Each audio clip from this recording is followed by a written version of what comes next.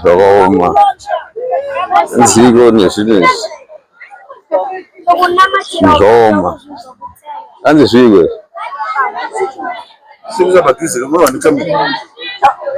Zvakaoma. Hanzi chiko izvi. Hanzi chabva kuko chini. Jana kauya nacho. Zvakaoma. Hanzi chabva kuko chini ichi. Zvakaoma, vanhu vari kutsvaga mari ne? Zvakaoma, izvi ndozviri kuitika paGlenview. Glenview Street Chagari. Zvakaoma, pari kungonzi paonekwa chikwambo, ndicho chamuri kuona ichi. Saka tichiuza kuti chinhu chei icho. Vanhu vari kutsvaga mari patown. Tongoti zvakaoma ari paChagari paGlenview. Zvatishamisa kuti chii icho chino. Zvakaoma. Vanhu vari kutsvaga mari.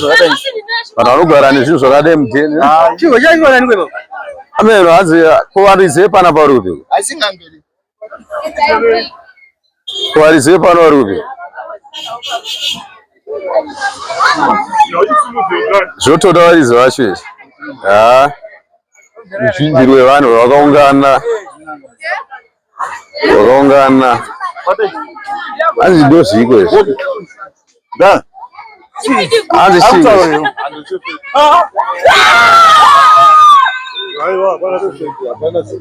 Hanzi hapana chiripo nemudhara. Mudhara ndo anoziya zvinhu.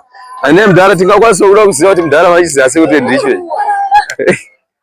Zvakaoma. Hanzi namudhara achisicho chinhu ichi.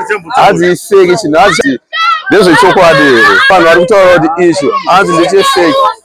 Asi hanzi chiri kufema. Hanzi hachina kufa. Achiri kutaura sei chiri kufema. Zvakaoma. Asi mudhara havane chivinda. Tatadza kuziva kuti chiri kufamba sei pana mudhara. Mhuri yeZimbabwe kungoti zvakaoma ndozviritika paChagari paGlenview. Mumwe wevanhu vakaungana asi mudhara wangosvikawo vakabata vakati chinhu hachisicho ichi. Asi zvakaoma. Mudhara ndovanochiziya chinhu ichi. Vauya vakwanise kubatsira kuti tizive kuti zviri kufamba sei.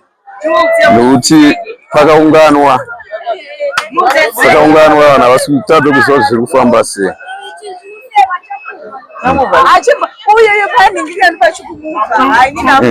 Hanzi hachisicho namudhara.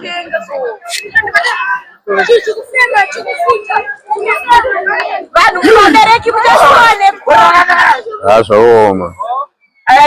Ameno tichida kuziva kuti kune vanoziva nezvemishonga chinhu ndechipi icho. Asi zvatishamisa isu asi tamuona zvichiitika munharaunda yatinogara. Ndo anonzi makuna guys. Tangoti tingokuzisa zviri kuitika mukati menzvimbo yeZimbabwe. Zvaitika paChagari Glenview 3.